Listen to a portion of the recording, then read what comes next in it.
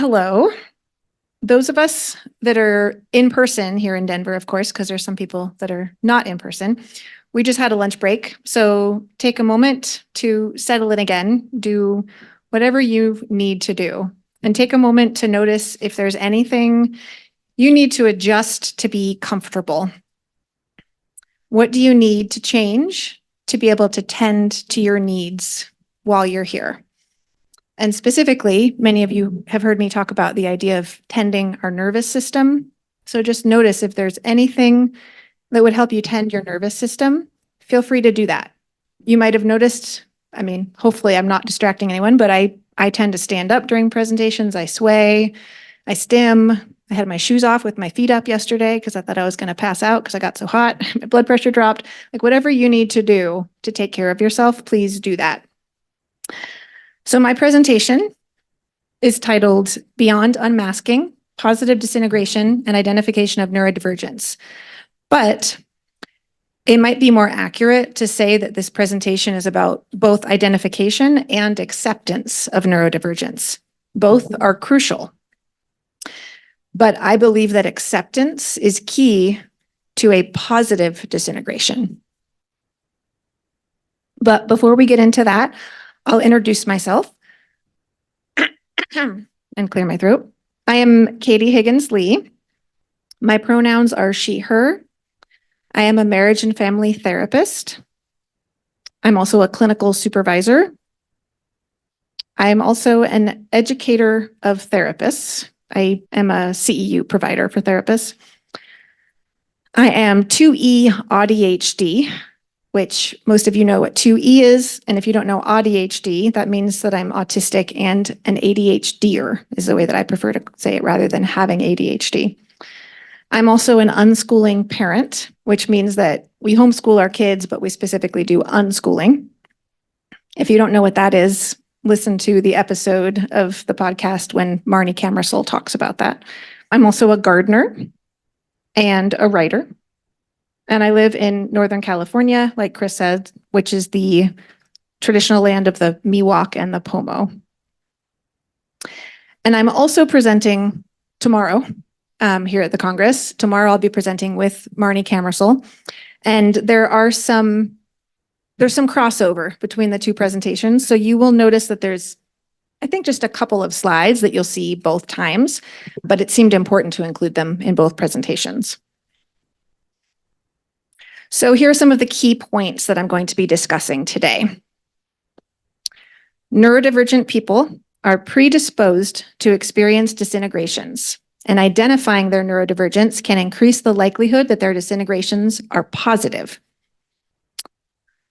I will also discuss the ways that positive disintegration can occur.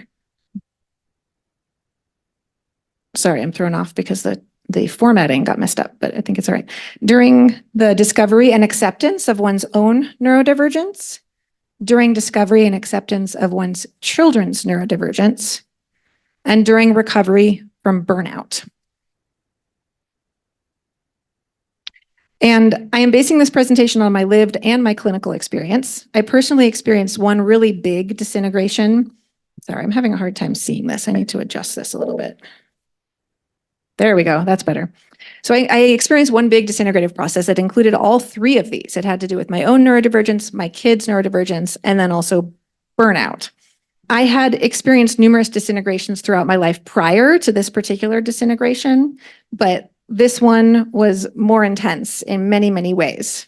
And I believe it was because it was related to me understanding my neurodivergence in all of the different ways that that manifests for me. And I'm going to be focusing on autism and ADHD as neurodivergence, but I've seen this happen with other types of neurodivergence as well. And it's also important to recognize that not everyone experiences this when they get identified. This is just my experience and something that is common. And that's been mentioned in a couple of other presentations already, that idea that this happens. There's a pattern that many of us are seeing. And then also just want to note that many people begin a disintegrative process, but not all proceed through the process when it's related to neurodivergence. And that's often because they're missing the acceptance piece. And sometimes also privilege can play a role in being able to move through the process. And that's because having external support can be essential. And then also for some people, the acceptance piece might come years after they get identified, and that could be for various reasons. And my decision to share about this today came out of my concern for others that I've witnessed going through this process when they get identified as neurodivergent.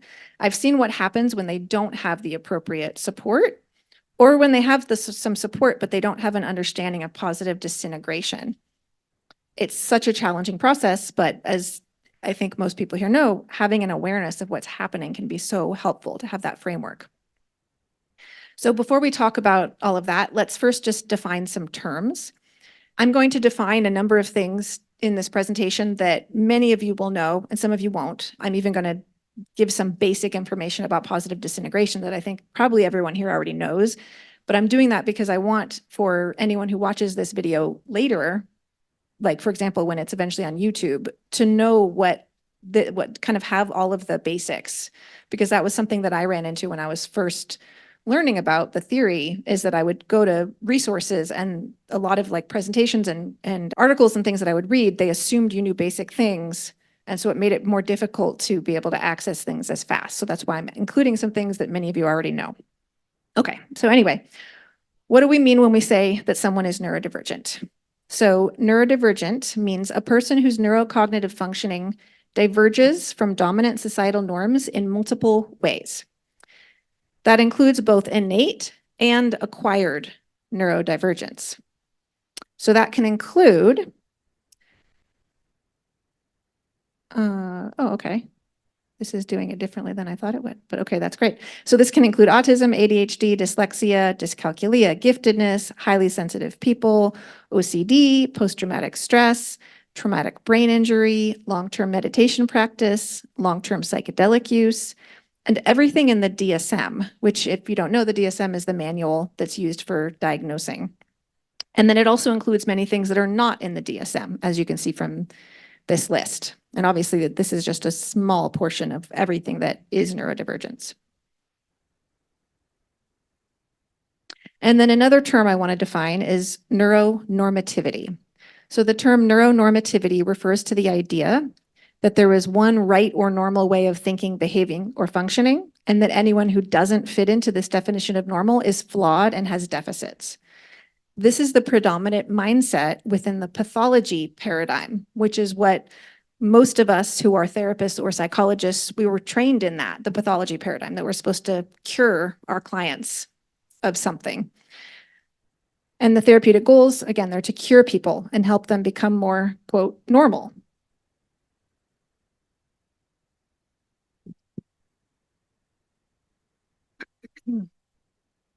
So the neurodiversity paradigm developed as an alternative to the pathology paradigm. Excuse me, I have allergies that are bothering me. So the neurodiversity paradigm is a perspective or philosophy about neurodiversity. So this paradigm adheres to the idea that there is not one normal or healthy type of brain or neurocognitive functioning. The pathology paradigm subverts neuronormativity. And within this paradigm, neurodivergence is perceived as being an aspect of identity as opposed to an illness or a disorder, which is why I refer to myself as being autistic and an ADHDer instead of saying a person with autism or a person with ADHD. Even though it's a little awkward to say ADHDer, it's an important distinction for many of us. So there's often resistance to the idea of labeling ourselves or our children as various types of neurodivergence. So let's talk about why we would do this. As I said, I'm a gardener, so I often conceptualize this using plants. If I decide to care for a plant that I'm not familiar with, I will need to learn how to care for this particular plant. And in order to do this, it's really helpful to know its name and what type of plant it is. If I discover that it's a succulent, I'll know that it probably can't be outside in the winter. If it's a cherry tree, I'll know that it needs a certain minimum amount of freeze time in order to produce fruit. If it's a tomato plant, I'll know that it needs certain nutrients in the soil for it to be healthy. and that it will need something strong for it to climb onto to have enough support to grow to its full potential. If it's a cucumber, I'll know that it probably doesn't want to be transplanted from where it was first grown, and that in my climate, it will probably need ample water and a shade cloth above it. So labels can help us identify how to meet needs, which can include support and accommodations. The label of neurodivergent can also help us recognize that we are not predisposed to adhere to normative expectations, which can result in a dramatic shift in our sense of self. When asked how it felt to be identified as autistic as an adult, comedian Hannah Gadsby said, "It felt like an exfoliation of shame." So how is neurodivergence identified? That really depends. For children, they usually undergo an assessment that results in a diagnosis, usually because some adult suspects that they might be neurodivergent. For adults, they might be diagnosed, but they also might figure it out on their own, and they might self-identify. And then some people who self-identify will decide to get assessed to get an official diagnosis. For me personally, someone in the gifted community that many of you know asked me if I had considered the possibility that I was autistic. That was in 2019. And after much resistance and the initiation of a disintegration process, I decided to eventually get assessed. It took like a year and a half, I think, after that initial conversation to even consider getting assessed. And then I was diagnosed. And in that diagnosis of autism, the assessor said, "It's not even a close call. You're definitely autistic. And you have ADHD. Surprise." I had no idea about either. And then my diagnosis coincided with one of my children getting diagnosed. We were diagnosed about a month apart from each other. I was first, though. And then this also happened for me to be followed by burnout. So since I've now mentioned burnout twice, let's clarify what I'm talking about there. So I'm specifically talking about autistic burnout. And of course, many people who aren't autistic can experience burnout, but autistic burnout seems to be a distinct experience. Autistic burnout is, quote, "a highly debilitating condition characterized by exhaustion, withdrawal, executive function problems, and generally reduced functioning, with increased manifestation of autistic traits, and distinct from depression and non-autistic burnout." Autistic burnout is often the result of masking and or overstimulation, and it can last days, weeks, months, or years. And the length of time that it lasts, like how long the recovery is once people actually focus on recovery, seems to be dependent on the length of time that the person has been masking and or overstimulated, and how much they can focus on tending to their needs to be able to recover. And just to note that the quote is from an article by someone who happens to have the last name Higgins, but that's not me and there's no relation. Just wanted to note that. So how is autistic burnout related to identification of neurodivergence? Sometimes burnout follows identification of neurodivergence. Alternatively, some people discover their neurodivergence due to experiencing burnout.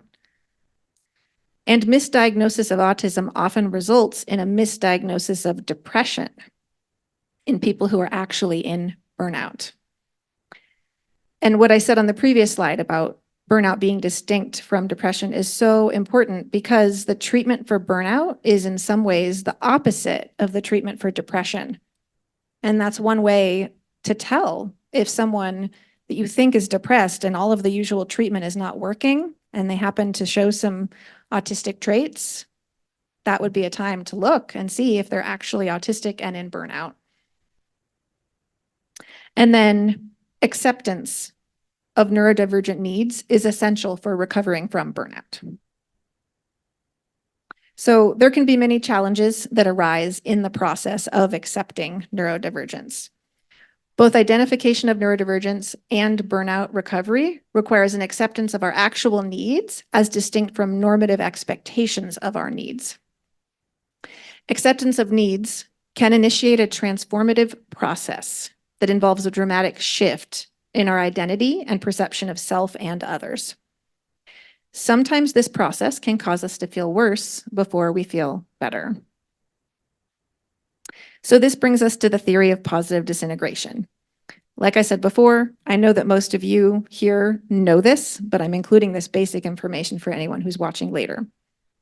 So the theory of positive disintegration, or TPD, is a model for conceptualizing transformative processes, and it was developed by Kazimierz Dabrowski. I tend to discuss it as a transformative process instead of a developmental process, because I find that when I talk about it as a developmental process to people that don't know about it, they assume that it's something very different than it is. And the way I think of it really is more transformation than just development. Disintegrative processes can occur repeatedly throughout a lifetime. There are various traits and life experiences that can increase the likelihood of these processes occurring. And there are various intentional practices that can assist in these processes leading to positive disintegrations. So let's talk about overexcitabilities and neurodivergence. So Dabrowski proposed that people who possess overexcitabilities, or OEs, are more likely to experience positive disintegration processes throughout their lifetime. Overexcitabilities are the experience of heightened sensitivity and intensity in 5 areas: emotional, intellectual, imaginational, psychomotor, and sensual. There's been a history of equating OEs with giftedness and even using OEs as a way to differentiate giftedness from other types of neurodivergence. However, there have been recent translations of Dabrowski's works, thanks to Chris, that show that he was instead describing various kinds of neurodivergence, including autism, ADHD, and giftedness, and others possibly. Of course, he didn't use those exact names because of the time period when he was developing his theory. And Marnie and I will talk more about this tomorrow, but the idea of equating OEs with giftedness caused a big delay in me and my children getting diagnosed as actually being twice exceptional. Huge delay, because that was not accurate. When the James Webb book, Misdiagnosis and Dual Diagnosis of Gifted Children and Adults, I think it is, read that book and was like, okay, nope, we are not autistic. And then delved more and discovered that we are.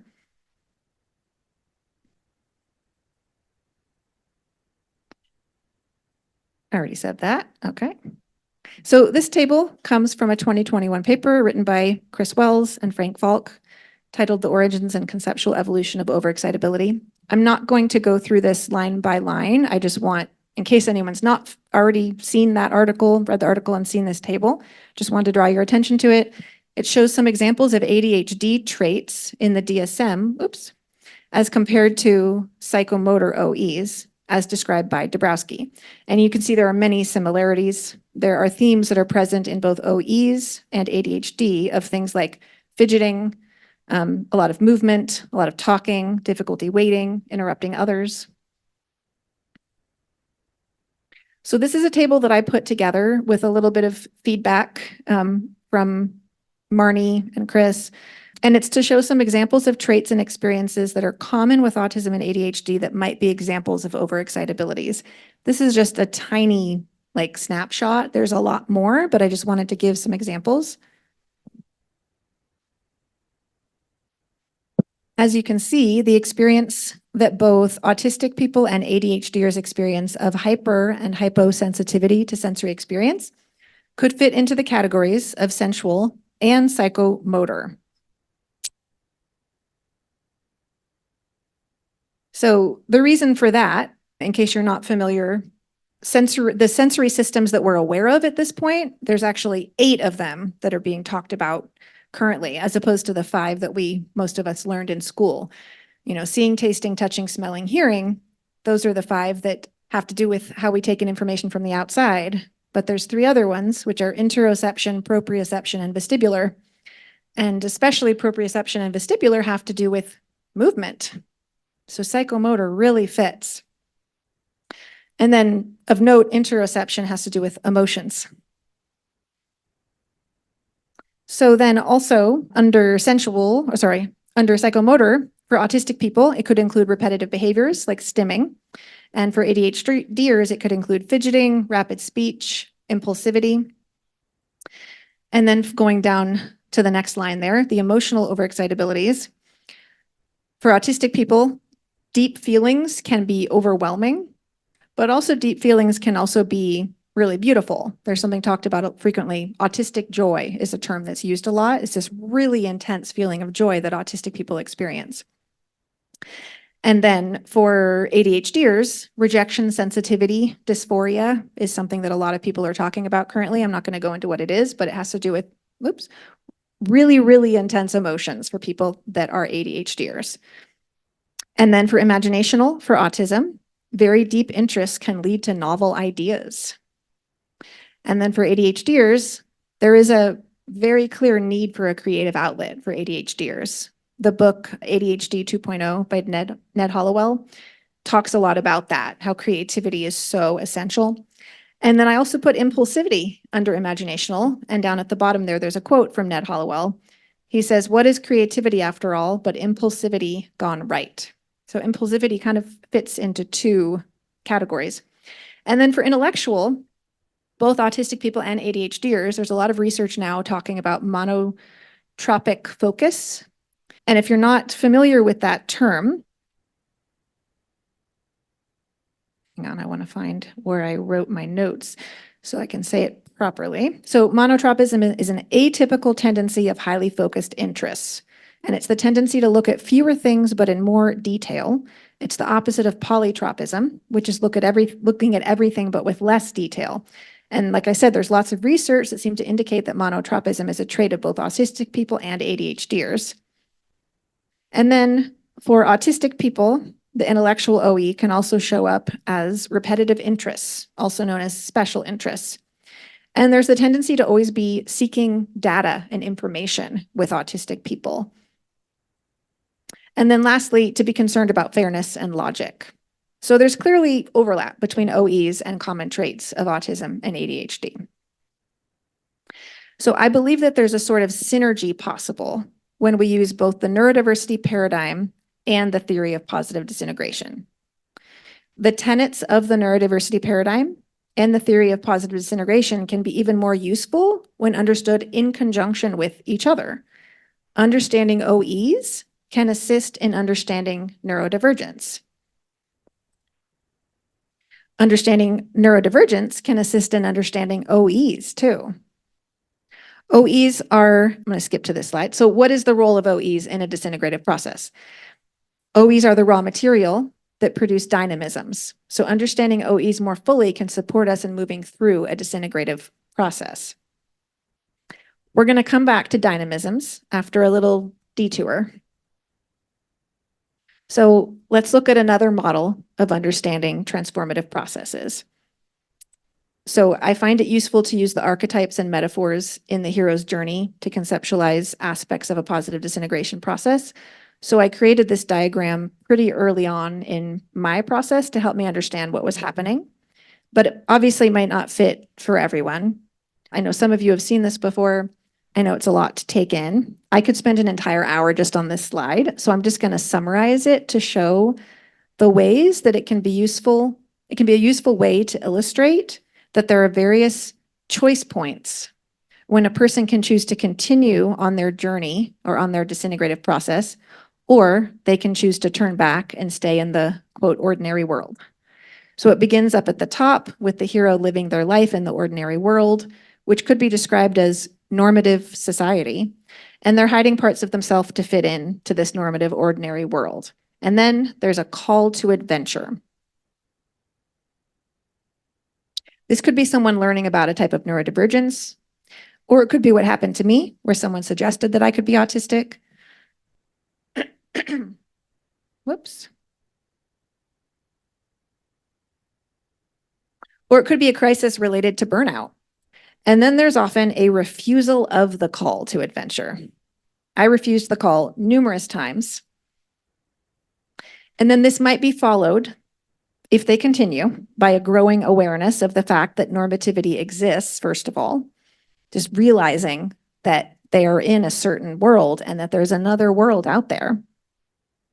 If they then continue on, they eventually accept the call and cross the threshold into the non-ordinary world, which I think of as the world of the neurodiversity paradigm.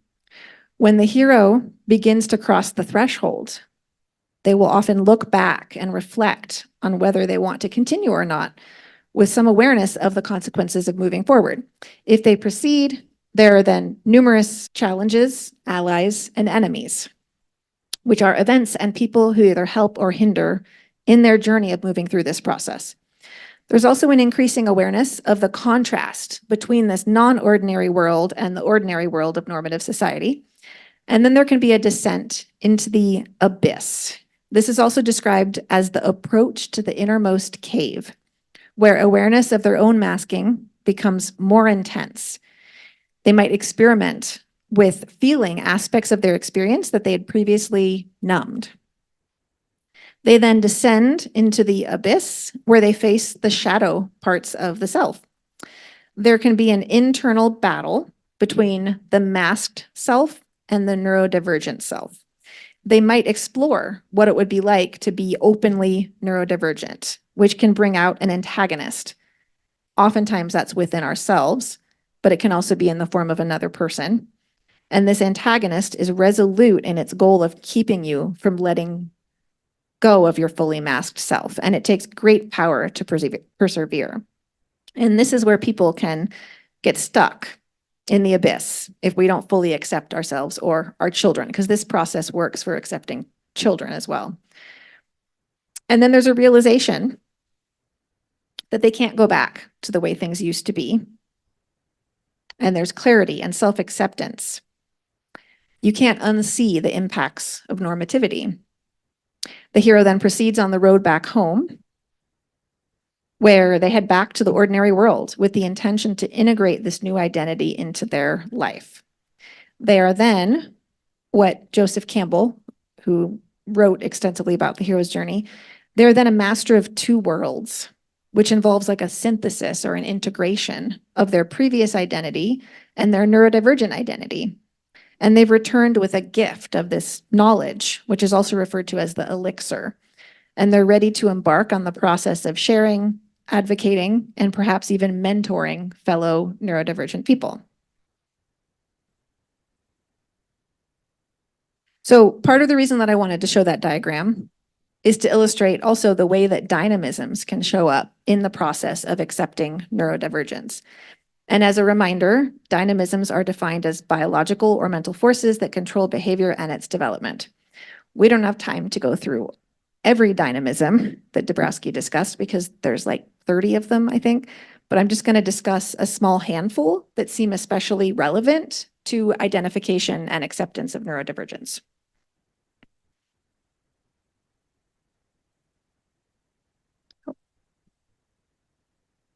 Okay, so Dabrowski discussed the idea that there are three factors. He said that the first factor is biological, which is hereditary developmental potential, and that can include OEs. Second factor is environment, and that can also include OEs because OEs can come from trauma also for some people. And then the third factor is what he called the autonomous forces, which are formed from the biological plus the environment, plus the conscious development of the individual. So the third factor is the first factor plus the second factor combined with the drive within the individual to develop.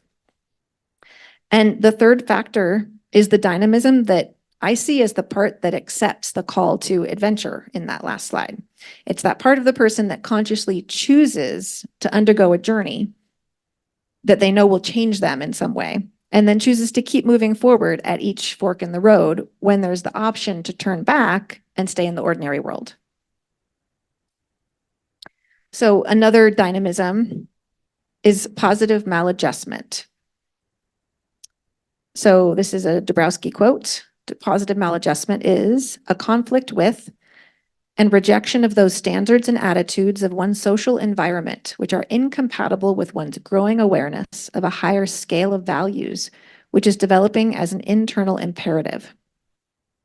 So for someone who's in a process related to neurodivergence, positive maladjustment might show up as an increased awareness of the problems with the automatic adherence to neuronormative expectations and values. This can lead to the next dynamism of hierarchization. And again, quoting Dabrowski, positive maladjustment is necessary in order to develop an independent, authentic hierarchy of values, instead of simply conforming to prevailing social standards. For some, this can be a shift in values away from adhering to neuronormativity and instead developing a personal hierarchy of values that isn't determined by normative standards. Another dynamism is subject-object. For many of us, discovering our neurodivergence allows us to see ourselves and others more clearly than we have previously. The story of the ugly duckling can be useful in understanding how this happens. Many of you have read the blog post or listened to the podcast episode where Emma uses this story to talk about TPD. In relation to specifically this dynamism of subject-object, the idea is that when you're viewing yourself as a flawed duck, you aren't seeing yourself clearly. When you're able to identify that you're actually a swan and then also experience a mirroring of your own experience in fellow swans, you experience more clarity about who you are and what your strengths and weaknesses might be. So this can give us increased objectivity in relation to oneself, but it can also give us increased subjectivity in relation to others, being able to see, oh, that's a duck, or, oh, look, there's another swan.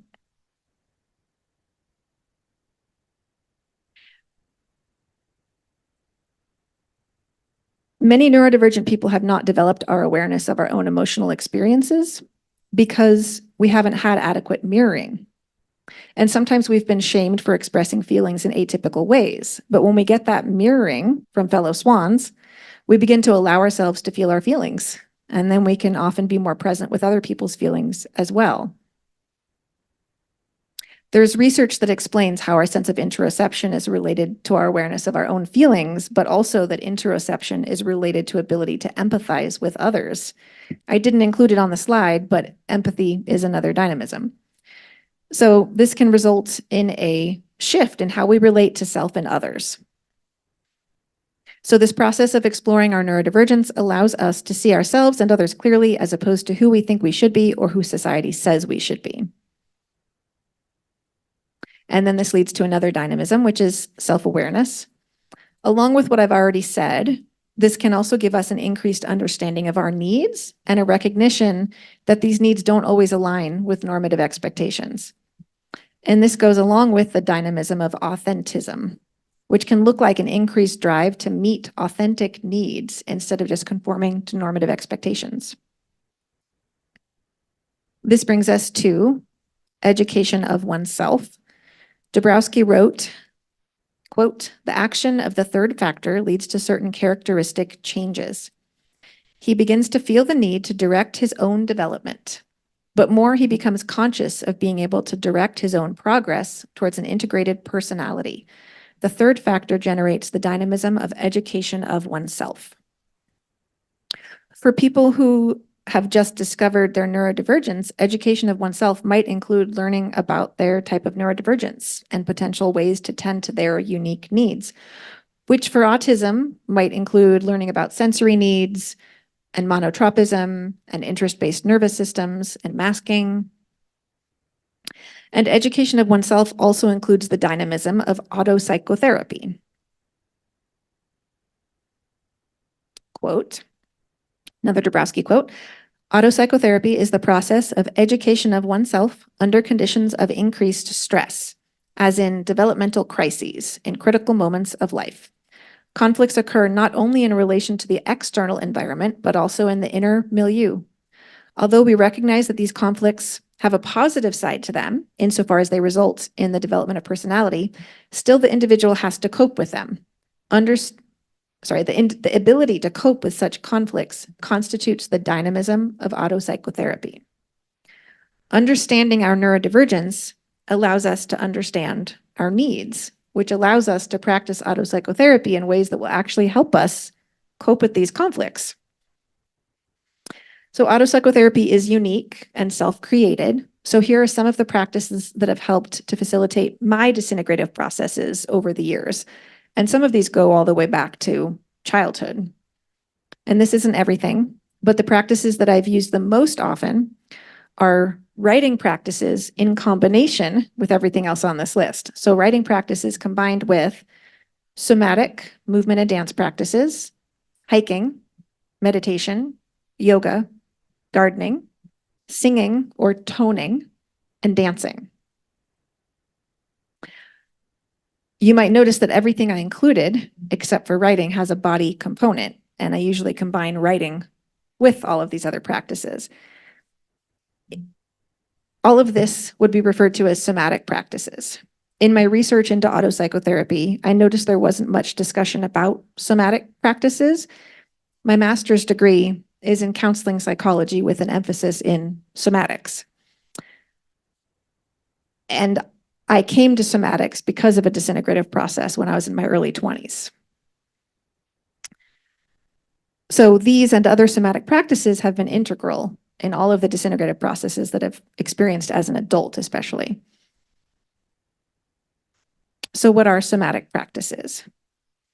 Somatic practices are, quote, and this is from Nick Walker, any practice that affects positive psychological change through mindful and intentional adjustments to the usage of the body. So it includes a lot, despite people that advertise their services and say, I do somatics, and this is one kind of, and this is the only way to do somatics. Somatics is huge. And to understand this, it's helpful to first learn the term body mind, which Rachel mentioned yesterday, which I really appreciated. So body mind is a term that was first used in 1977 by Ken Deichtwald, I think is how you'd pronounce his name. And he used that word to describe the fact that we are not actually separate bodies and minds, but instead that the body mind is one integrated unit. And we are therefore all body minds. Dabrowski did not overtly explore, as far as I know, the inherently somatic aspect of transformative processes. Likely because this theory, like so many other theories that are products of the 20th century, fall into this trap of the Cartesian split between mind and body. But I believe it's essential to reintroduce the idea of the body mind into our understanding of positive disintegration. And I love that that's been discussed already in a couple of presentations. So I propose that positive disintegration is a body-mind process. So this quote comes from a 2022 chapter that Nick Walker wrote titled, "The Use of Transformative Somatic Practices in Processes of Collective Imagination and Collaborative Future Shaping," which was published in the Routledge Handbook for Creative Futures. So she wrote, quote, "Transformative practices are fundamentally somatic in nature. In referring to a given practice as somatic, what I mean is that the practice implicitly functions on the principle that the organization and functioning of the psyche or self is inextricably entwined with the organization and habitual usage of the body, and that the psyche or self can therefore be worked on and transformed through the intentional practice of certain ways of using the body." I would definitely recommend that whole chapter in that book. It's really wonderful. I'd like to read another quote, but this one is from someone else. This one comes from a chapter published in 1978 by my late professor, Ian Grand.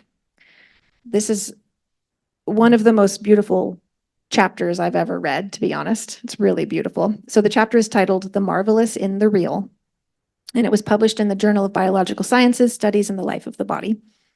Quote, "Each person becomes in himself, in the shapings of his flesh, the developer and guardian of kinds of values, the embodiment in his presence of particular worldviews. It is the actions and qualities of the flesh, the life we embody, which forms our identity, our social relations, and our valuations. When we alter ourselves by practicing various somatic techniques, we are empowered to discover things about ourselves and the world that previously were hidden, to come to a larger sense. So as they both wrote so beautifully, our bodily experience is not irrelevant, but is instead an integral part of our experiences, of our identity, and of all transformative processes. Now, I like to talk about the idea of tending all our OEs. My understanding is that Dabrowski said that emotional, imaginational, and intellectual OEs are especially important for initiation of a positive disintegration process. And that's been, again, we talked about that a little bit earlier today. But as other people have talked about, all transformative processes are body-mind processes. So I propose that somatic practices can be especially crucial for people with sensual and psychomotor OEs. And I believe that when we tend to our sensual and psychomotor OEs, we're more able to utilize our imaginational, emotional, and intellectual OEs. And I just want to take a moment to note that I read about OEs and had been reading about Dabrowski for a couple of years before I delved into all of the neurodiversity information about autism and ADHD once I figured out that that fit for me. And just understanding it through the OEs framework, it wasn't enough for me. It was amazing. I learned so much, but it wasn't until I understood my neurodivergence, especially the 8 sensory systems, that I started to understand that I had sensual and psychomotor OEs. I kind of got it. I mean, I remember understanding it somewhat, but I didn't fully get it until have like the full sort of spectrum of what that meant until I learned and from fellow autistic and ADHD people and read the research that was specifically on autism and ADHD. Oh man, 6 minutes till I'm, 14, thank you. Thank you, Joy. Okay. We're almost done, so that's good. So some body minds need bodily experiences to be able to have access to cognitive, emotional, and creative aspects of experiences. Movement is an innate way of processing experiences for all body minds, but it's especially true for some divergent body minds. So I propose that it is particularly important for some of us to practice not just autopsychotherapy, but what I'm referring to as somatic autopsychotherapy. And like all autopsychotherapy, somatic autopsychotherapy needs to be individual, unique, and self-created. And I'm not proposing that we only need somatic practices, but that some of us need to include some somatic practices in our toolbox. So the first part of the title of this presentation is Beyond Unmasking, because I believe that identification and acceptance of neurodivergence has the potential to be more than just a process of unmasking, as it can initiate something much deeper, which for some can be a positive disintegration. However, there's another meaning behind the title, Beyond Unmasking, as I believe that anyone can proceed through a similar process, even if you aren't neurodivergent. We can all benefit from a shift away from the idea of normativity. So Dabrowski discussed the idea that a disintegrative process can occur due to an increasing awareness of the tension between what is and what ought to be. I propose that we can also think of this as a tension between what is and what could be a creative process of possibility. So this brings us to the concept of neuroqueering. I wasn't able to watch the presentation that happened in the middle of the night for us, but there was a presentation on neuroqueering, which I look forward to watching the recording of. But the term neuroqueer can be used as a verb or an adjective. As a verb, to neuroqueer is to intentionally subvert neuronormativity and heteronormativity. As an adjective, a neuroqueer individual is someone whose identity has been shaped by neuroqueering. So for those of us who go through a transformative process of identifying and accepting neurodivergence, we can also engage in a transformative neuroqueering process. It takes us the process a step further. A transformative neuroqueering process contributes toward the development of a neuroqueer identity. This would not just be a reconnection with lost parts of self, but also a creative exploration of possible manifestations of self. Anyone can practice neuroqueering without a need to define neurotype, sexuality, or gender identity. We can all do it. And I want to emphasize here that we can neuroqueer in all of our roles. For example, I practice neuroqueering in my role as a parent, partner, friend, therapist, clinical supervisor. The further that I shift away from normativity the more aligned I feel with my personal hierarchy of values, as opposed to adhering to the values of normativity. So very quickly, just conclusions. Positive disintegration commonly occurs with identification and or acceptance of neurodivergence. Understanding neurodivergence can support a positive disintegration process. Understanding positive disintegration can support neurodivergent people in various ways. And positive disintegration is a body-mind process, and this is especially important for certain types of neurodivergence. And then just want to say thank you for listening to all of this. And just want to note, if we're not already connected, you can find me on social media under the name Tending Paths. And I also want to mention that I'm going to be presenting tomorrow with Marnie, but then also next Saturday for the Mensa Foundation Speaker Series on overexcitabilities and neurodivergence. It'll be similar to some of the things I shared here, but just a little more expansion because it's a little longer, right? I think it's like an hour and a half, something like that. Yeah. Yeah, that's it. Okay, thank you, Katy. I have one question from Slido Anonymous. I find OE explains me deeper than ADHD. Do you think it's important to look at two lenses instead of just one? How to make sense of all of these different labels? Yeah, exactly. And that's what I meant by a synergy of overexcitabilities and neurodivergence, that I think together they're more powerful. Just one is not enough. I think both are important.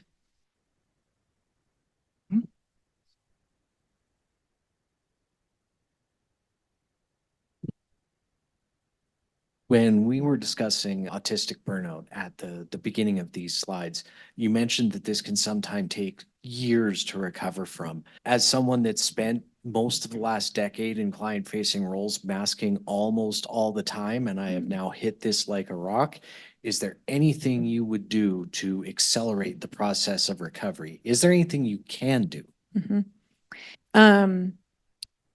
I actually almost included a slide that had all of that in there, but then I chose to cut it because it was obviously getting too long. But unmasking, like being around people as much as possible where you can be yourself, reducing overstimulation in general, but then also getting the right sensory input, because most of us that are neurodivergent, we're not just needing to avoid sensory experiences, but we also need input in certain areas. So like stimming is often an example of like getting sensory input. Like mine is often very tactile. I don't have it with me, but when I'm watching presentations, I have a rock that I'm like playing with and like, you know, feeling the surface of things like that, allowing yourself to get all that sensory input that you need. Engaging in your interests as much as you can. So I mentioned monotropism. There is a lot of talk now about the idea that being in monotropic focus is nourishing and like revitalizing for people that are autistic or ADHDers. And so the more that we get interrupted in our monotropic flow, because monotropism causes us to be able to get into flow states more easily. There's research on that, which is pretty awesome. Like that's a perk, really.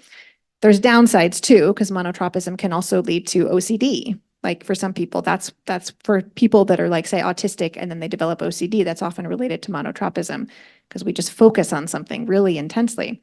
So there's, you know, the pros and cons of it. But if we can focus on something that's an interest and that brings us into that flow state, that is very helpful. So the more that you can do that without interruptions can be really helpful for burnout.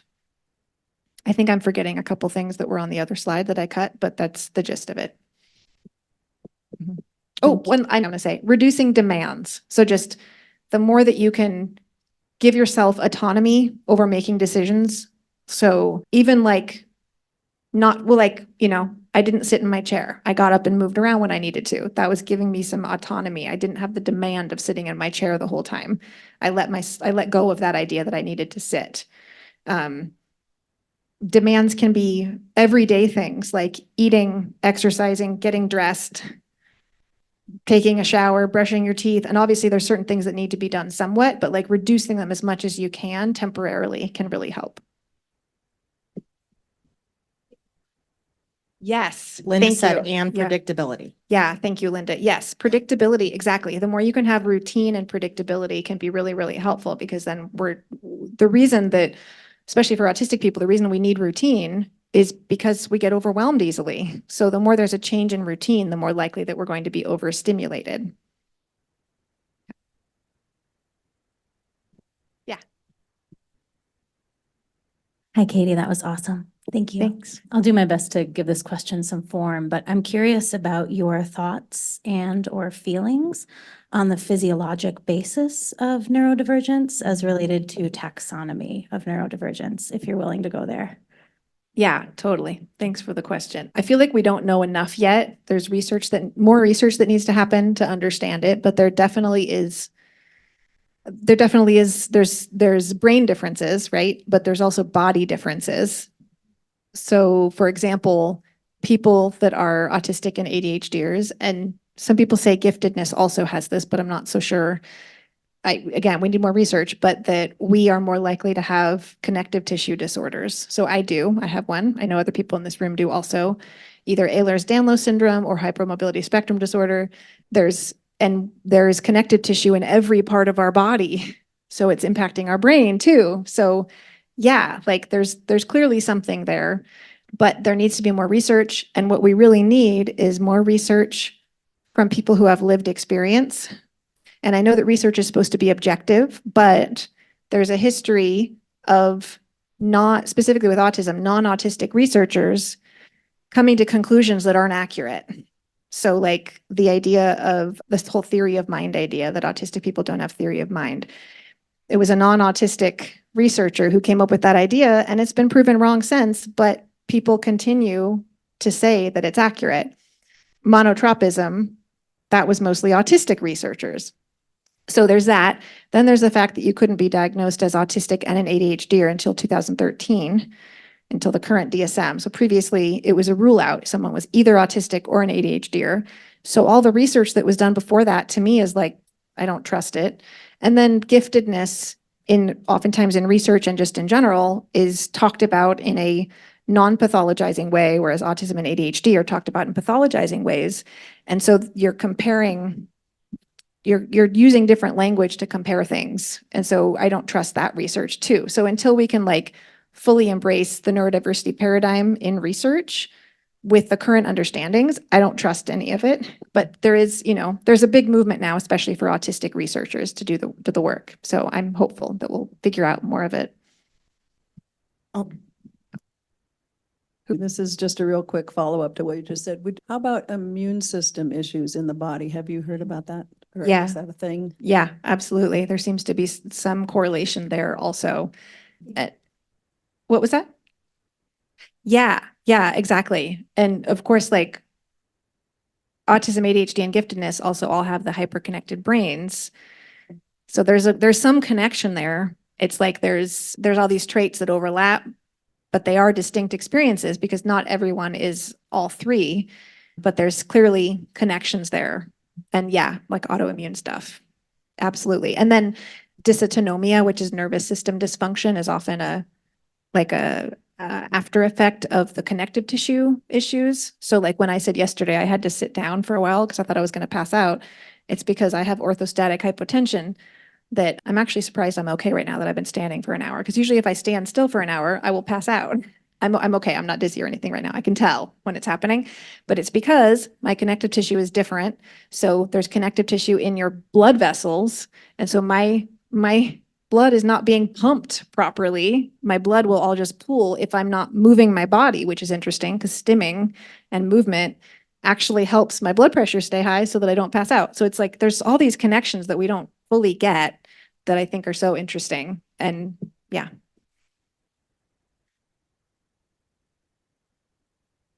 Okay, I'll go with one from Slido. Oh, and Caitlin said, I'm an autistic person. My PhD is about autism and mental health. So research is on the way.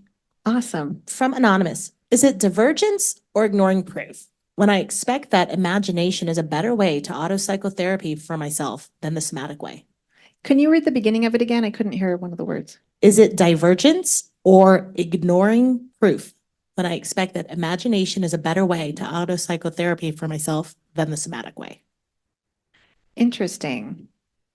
I don't think I can generalize just based on that one sentence. I mean, I think imagination is really key too, but I think that what commonly happens, and of course, I don't know if this is true for that person, but it was true for me for a long time. I was disconnected from my body. And so I didn't think that my body mattered until, like I said, my early 20s, when a series of events sort of led me to recognizing really it was my body screaming at me. So I think a lot of people that are neurodivergent get disconnected from our bodies because the way that we process experience through movement and through sensory experience, and that is seen as atypical and a problem, especially in like school environments or even work environments. So then we disconnect from our body experience. We disconnect from this tool that we have. And so rediscovering that can be really helpful, but we can't just jump back into our body. I mean, obviously we're always in our body, but we can't just jump back in. Like with people who've experienced trauma, you can't just say like, feel your body. It's overwhelming. It can cause a lot of issues when people try to just jump into their body, which is why things like mindfulness, when you haven't done a lot of prepping to get there, can be dangerous. If you haven't been feeling your body experience and then you try to practice mindfulness, it can cause like panic attacks and all kinds of things. So again, generalization, but like, I don't know that person's experience, but I would question if, are they avoiding the somatic aspect? It's protective because and also could be trauma there. And that's not to say that the imagination isn't important too, but yeah, they're all important. Thank you. We're at time, but let's take this last question, if you don't mind. Hi, could you say more about determining between first and second factor characteristics for oneself? For example, burnout and masking could come from being neurodivergent and having to function in a society that is not like innately the same as like who you are, but it also could come from a traumatic background and masking because of your own upbringing. Can you say more about determining between those in your own journey and also like clinically? Yeah, it's a great question. It's so hard to tell. And that I remember early on when I was trying to figure out what fit for me, that I was so confused because there were all these traits that I thought were related to trauma that I had decided long ago, like, oh, that's all. And for me, it was like intergenerational trauma that I was like, yeah, this is all the result of what my grandparents went through. There was very clear trauma. There was a genocide. Like it was so obvious. And I would see those traits in my family that fit with trauma. So I was so confused in the beginning trying to figure out what was what. What helped me, again, was to read non-pathologizing descriptions of autism and ADHD, and then to get really clear on what, I was a trauma therapist before I started focusing on neurodiversity. So getting really clear and understanding trauma and the nervous system and what nervous system state we're in at different times. And there's different models that can be helpful for that, like polyvagal theory can be helpful. I personally find one particular model that's Janina Fisher created, and it's where she talks about we have different, it's like a parts model, but it's not IFS. It's where we look at how our nervous system responses that we needed to go into when we were kids or older to protect us, that those become parts of us, so that we have a fight part, we have a flight part, we have a freeze part, a submit part, and an attach part are the 5 that she uses. Those last 2 could be described as fawn also in some models. So to be able to recognize, and this takes a lot of practice, I'm still working on it, but I've come a long way with it, to be able to recognize in the moment what part is showing up. Because when I can recognize that something is a fight part or a freeze part, I can recognize, okay, that's the trauma as opposed to what is me. And again, those non-pathologizing descriptions are really helpful. One last thing I'll say is that this can be really difficult too, because a lot of people don't get that. And so they will share information saying this is an autistic trait or this is an ADHD trait when it's not. It's a trauma trait or a trauma plus autism trait. And so I get it. Like that can be really difficult to figure that out. Yeah. Sure. Like I said, I know we're over time, but one final question from the chat. Anonymous, can you speak to the effect of ecological, social, and personal connectivity on connective tissue? Wow. Can you say it again, please? Can you speak to the effect of ecological, social, and personal connectivity on connective tissue? Wow. No, I don't think I could. I mean, I would love to think about that for a while, but I haven't thought about that before. So no, I'm not going to make something up. Fabulous. Thank you so much, Katie. Thank you.